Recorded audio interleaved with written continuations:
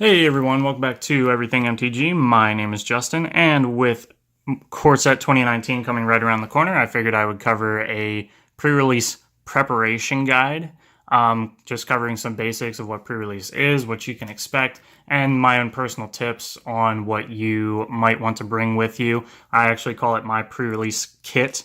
Yes, you will receive a pre-release kit while you're at the store to play with, but this is just the items that I bring in a bag or a backpack that help make my life easier and help things go more smoothly while I'm at pre-release. So we're going to kind of break that down. And I'm going to start with my own personal pre-release kit. So when you guys go to pre-release, you are going to get a pre-release pack, and it's going to have 6 boosters of the Core Set 2019. It's going to have 1 promo card, probably a dice, and a little insert on how to play, whatever. But you want to bring your own sleeves. Now, the great thing is you're only going to need 40, and I know some places sell them in packs of 50 for like $2. But if you have your own sleeves, I would recommend bringing about 45. So it is going to be a 40 card deck you're making. But 45 is going to be the sweet spot in case you have one of them get damaged or lost. Something crazy happens, it always does. And the worst thing that you're going to end up having to do is buy a pack of $8 sleeves while you're at your LGS when you're sleeving your deck up in one of your splits and you have exactly 40 sleeves.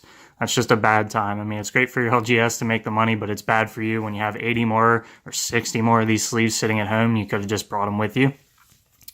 So definitely you want to bring sleeves. You want to protect those cards as well. You're going to pull potentially that Nicole Bolas, $30. You want to keep that card safe. It might even be your pre-release promo. It might be in foil. That could potentially be a $100 card. You don't want that card on a unprotected surface, potentially getting scratched up, losing the value.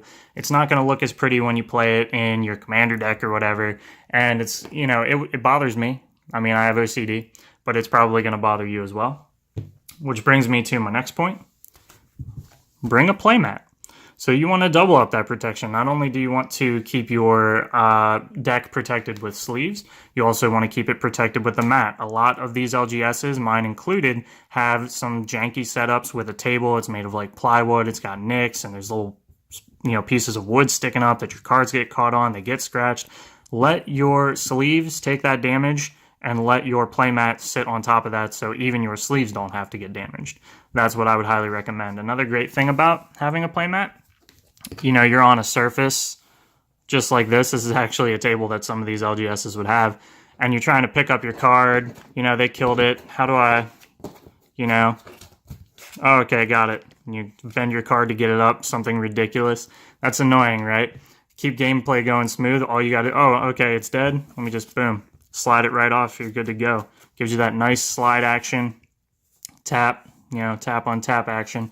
Just really helps keep things together and keep it smooth going. Of course, you're going to want to bring some D20s.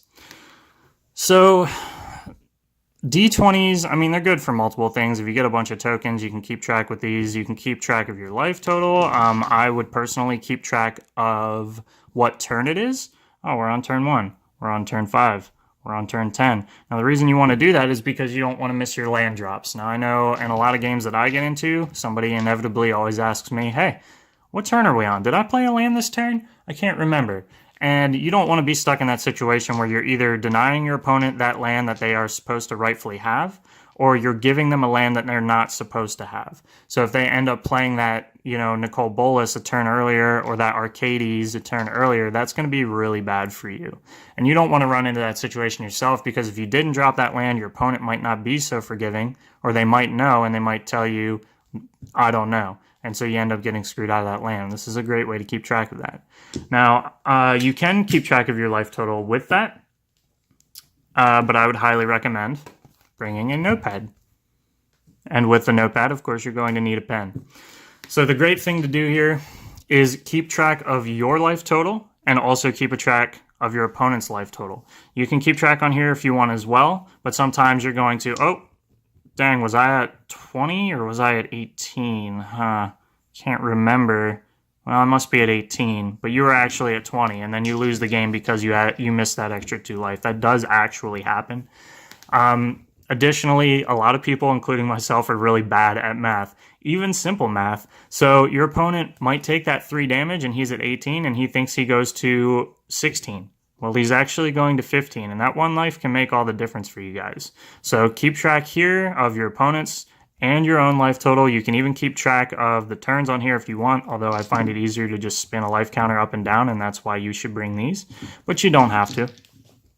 And then, of course, the last part of that is going to be your D6s. Now, the reason you want D6s, because they come in this nice little carrying case here, other than that, is for tokens. You can use the 20 spin down for tokens, but it's just a lot easier to use these. I mean, in essence, you really don't even have to take the 20 spin downs at all.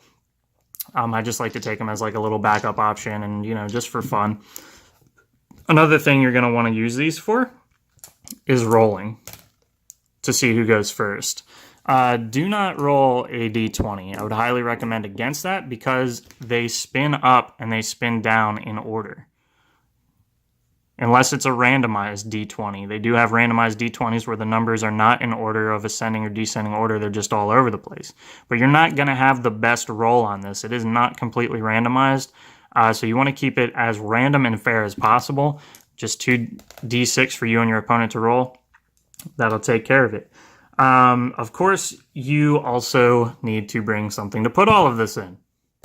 A deck box tends to be a great option for keeping all of these items in, believe it or not. Now, there's a couple things with this deck box. Not only are you going to want to store cards in it, and with this deck box in particular, it has 2 slots in it, so you can also store dice in here as well. Opens up just like that. You got, you know, you can put your dice in here, you put your deck in here. I would highly recommend, excuse me, also bringing along pre-sleeved lands. So what that's going to do is, one, it's going to take the burden off your local game store to always have to have lands on hand. They're going to do it anyways, but it's annoying to have to walk up front and get those lands. That's, believe it or not, valuable deck building time that you do not want to lose. Maybe you're not, you know, this is your first time there. You have to ask somebody where to find them and go find them. And then you have to take 5 minutes to sleeve them all up. That's going to be a huge waste of time. That could be 1 or 2 potential, you know, check runs on your deck that you just shuffle your deck up and just draw a couple cards to see how it might play out. And that could be the difference between you making a change to your deck before the first round begins, where you may or may not have lost that round due to that change. So what we do, we pre-sleeve 10 of each land, as you can see here. And they are in the sleeves that I would be playing the deck in. So they're in these blue sleeves, and I bring, this is a 100 pack, by the way.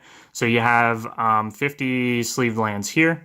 You bring 45 of these, or you can just bring the other 50, whatever. So they all go in the same color. You don't have to worry about all that confusion with color coding and whatnot. But the great thing about this as well is you can bring your favorite lands. Maybe you love to play alpha lands. Maybe you love full art, you know, Return to Zendikar lands, or Earth of the Gatewatch lands, or you like the, oh goodness, what are they called? The unhinged lands. You know, they're very good looking. They're beautiful. And maybe you got some special art lands that you just really want to play with from your favorite artist. This is a great way to do that, because if you get the lands from your game store, they're going to have the most basic recent lands from the most recent set.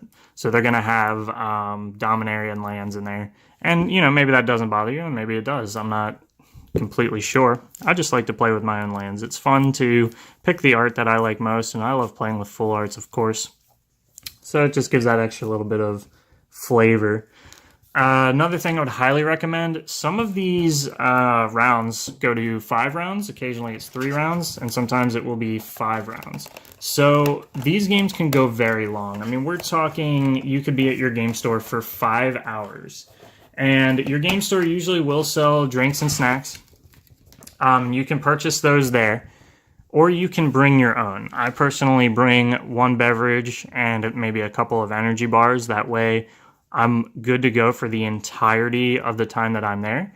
You don't want to have to, if your game store does not sell beverages and drinks, you don't want to have to go run to the 7-Eleven next door to pick up a drink, because you might not have time. I know while I was at game day or store championship with Amanda, we only had 1 out of 5 rounds where we had enough time to go run out to sheets. Because both of us were there, we didn't have enough drinks and snacks for both of us, so we did have to run out to get one, and we barely made it back in time for the next round. You don't want to run into that situation.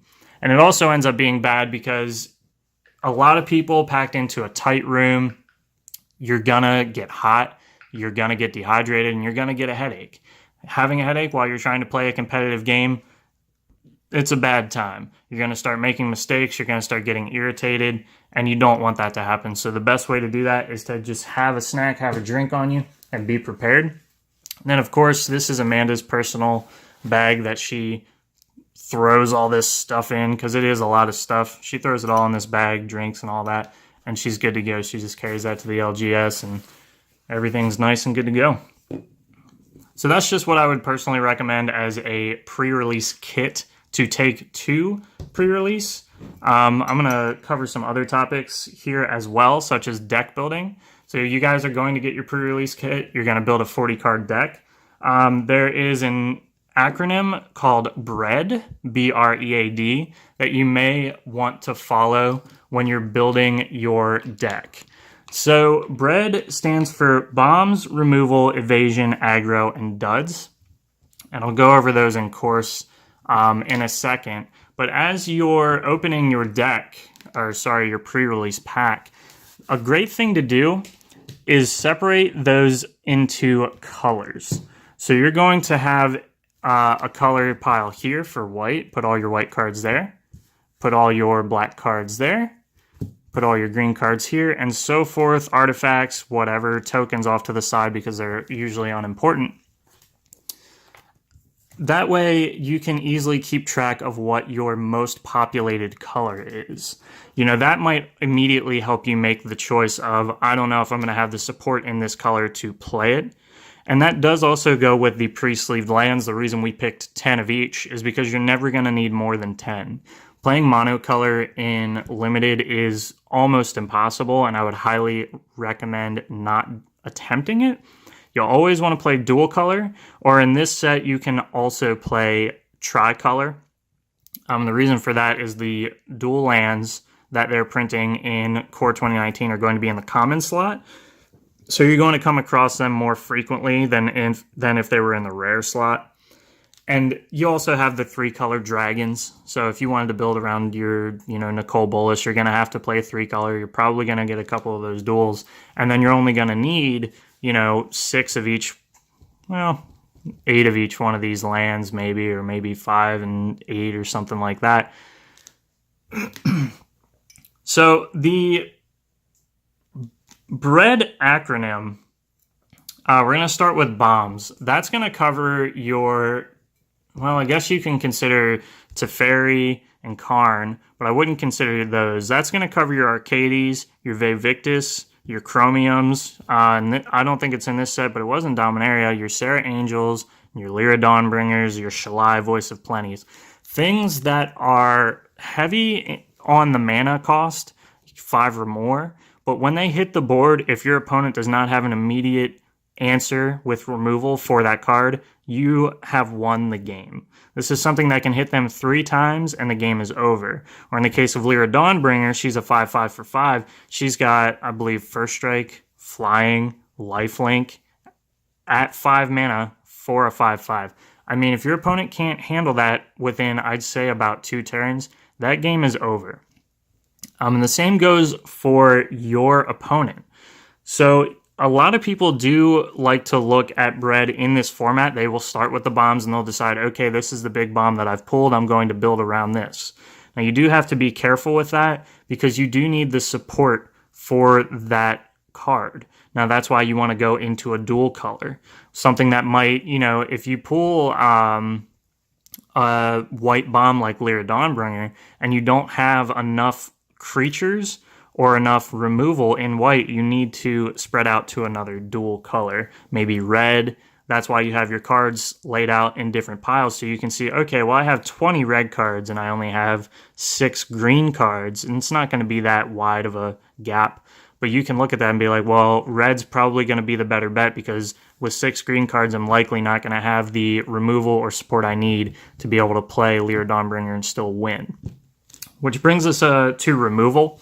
Removal in Limited is beyond important. I can't stress how important it is. Like I just said with the bombs, if you cannot remove their big game play with, a murder, which I believe is being printed in this set, or a cast out or something like that, you have lost. So you want to play a healthy amount of removal.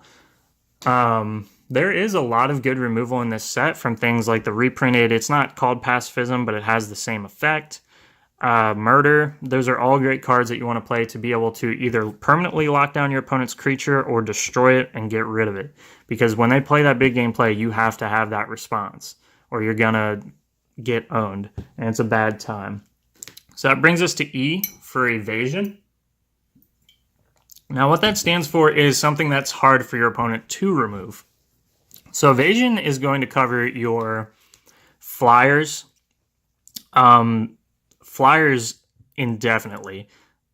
They are so good. Flyers, if you get flyers unlimited, I would highly recommend playing as many as you can because they're so hard to handle. When you run into these matches, a lot of people are going to be playing Groundwalkers, and when you have that flyer and you're swinging on them for 3 every turn, they're either going to have to waste a removal spell on that or they're going to lose. So flying is definitely part of your evasion that you want to handle. You can also consider things like Menace under this as well, where they have to block it with at least 2 creatures. So if they only have 1 creature on the board, they are screwed.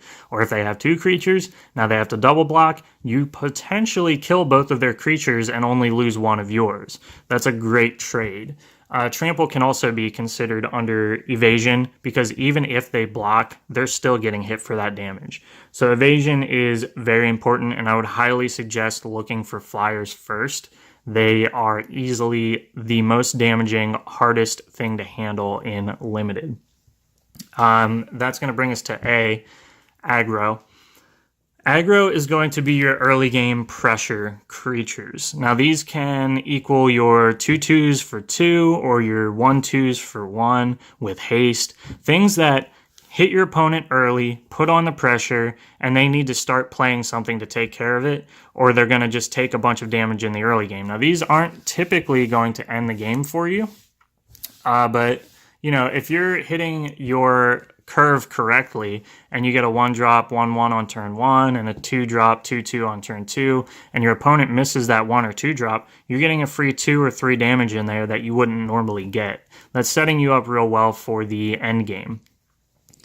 And honestly, that's all there is to say about aggro. Just something to keep pressure on your opponent and hit them as much as possible. They're kind of expendable creatures, I guess I would say. Things that you can use for blockers, and they're not going to win you the game, but they need to be part of the deck to support your other win, your real win strategy with your bomb. And that brings us to D, duds. It's pretty self-explanatory. That's going to be your don't ever play this cards. I know one just came out in the Tallow Candle, came out in the most recent set. I think it's like a 3-drop artifact, and you pay like 7 and tap it to exile a creature. That sounds great, except at 7 mana, you want to be playing your bomb and winning the game like the next turn. So that's a really terrible dud card. You should never play it. Like a 1/1 for 3 with maybe like Vigilance or something. I don't think there's anything like that currently. But that's complete garbage. You don't want to play that. Unless you're forced to play it. Like if you need your 40th card in your, one of your colors and that's all you have. Unfortunately, sometimes you do have to play a dud or 2, but you generally want to avoid cards that are obviously bad. And there will be some cards that seem good, but they are actually, in fact, bad. So what I would recommend to you guys is watching pre-release primers from some of the other Magic YouTubers. A lot of them cover pre-release primers, and they'll explain some of the cards to you, the mechanics, which there aren't many in a core set. Core sets usually don't introduce any new mechanics. They want to keep it as simple as possible. The best cards in common, uncommon, and rares, and the kind of decks that you might be able to make out of those cards. So I'd recommend you want to check that out. That way you kind of know what you're getting yourself into. You can avoid those dud cards when you pull them. So definitely check those out. Almost all the YouTubers for Magic put one up. Usually sometimes a week beforehand or a couple days beforehand. They're probably going to be up by the time this video comes out, so make sure you guys check those out. It's important. So we'll cover just real quick the typical spread of your limited deck. You want to have about 16 to 17 lands, depending on your curve. You want to have about 15 to 16 creatures, and then 7 to 8-ish other spells, such as removal, or maybe some life gain, or something similar to that, like a pump spell. Don't discount the fact of having too many creatures. 15 to 16 does sound like a lot, and limited, that is the right amount, and trust me on this one. You need the creatures. That's how you're going to win the game. You're not going to get some crazy wombo combo going. You're going to be swinging in on your opponent, and they're going to be swinging in on you. I've lost plenty of pre-releases because I put too many spells in and not enough creatures. If anything, have too many creatures. That is probably the best way to go. You want to have that general 17 land, 16 creature, 8 spells split. But if that's what you got to do, go creature heavy. If you're not completely sure, I would highly recommend that because it's incredibly important. And don't hesitate to ask questions or look for advice from some other players. If you're new or you just have a question on, hey guys, what do you think about this card? Is it really that great? Don't hesitate to ask. People, this is your Magic the Gathering community, your local community. They're typically very friendly. They're more than willing to help. Even in a competitive scene, they're going to help you out and let you know, dude, that card is garbage. Don't even think about it. Or, yeah, man, that would be excellent. Don't have them looking through your entire deck or anything, but maybe if you have just a generalized question, hey, what's the number of creatures I should be playing again? Pretty much anybody's going to be willing to help you out with that, so don't hesitate. Definitely check that out. Now, if you guys don't understand what Mana Curve is, I'm going to link below the Building a Pre-Release Deck link to Wizard's actual website that shows how Mana Curve works and recommends all of these lands and creatures and stuff that I'm telling about now. But the general way that it works out, if you guys are familiar with the bell curve from, I believe it's economics or statistics, a bell curve typically starts low, peaks in the middle, and tails off in the end. So it just goes like this. So you want to have 1 or 2 1-drops, 3 or 4 2-drops, 4 or 5 3-drops, 4 or 3 4-drops. That way you're staying on curve and you're hitting those creatures right in the middle. That's your sweet spot. You don't want to have too many bombs. Playing more than probably, I would say, 2 bombs is too many. Don't have a bunch of 7-drops or a bunch of 6-drops or even 5-drops. You're going to not be able to play too many of those. By the time you're at 5 or 6 mana, you or your opponent's playing your bombs and the game's getting won likely on the next couple turns. So you definitely want to keep out, an eye out for that. There's some definite value out there with some great cards, but you got to be careful about playing too many. You can't just have all gas. You have to have things that support that, removal, and you need to keep on that curve. But like I said, I'll link that below for you guys to check out in case you're not aware of it. It'll probably help you out a lot. It's helped me out a lot. The last thing I'm going to go over is just sportsmanship and gameplay.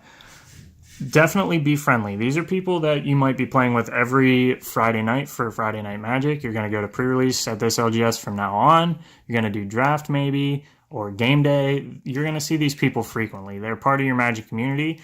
Going to these pre-release events is a great way to make friends, and you want to be friendly so you can do that. You can also make trades at these places, or set up play groups, play matches at that store.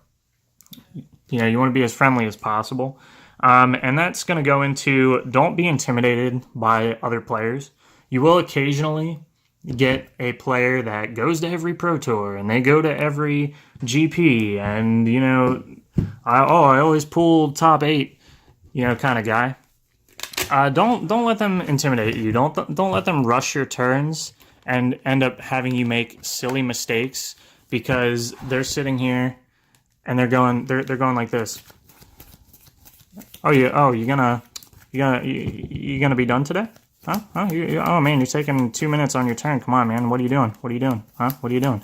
Don't let that kind of guy influence your play style. You do you. Obviously, you want to pay attention to your opponent, but don't let them rush you into making a stupid mistake. That not only is it because they're possibly an impatient person, and that does happen, But people do practice mind games when they're playing Magic. If they can get you to rush or make a silly mistake, they're going to attempt it. Some of these people are very unscrupulous and they'll definitely try it. I've met people like this. There's always at least one.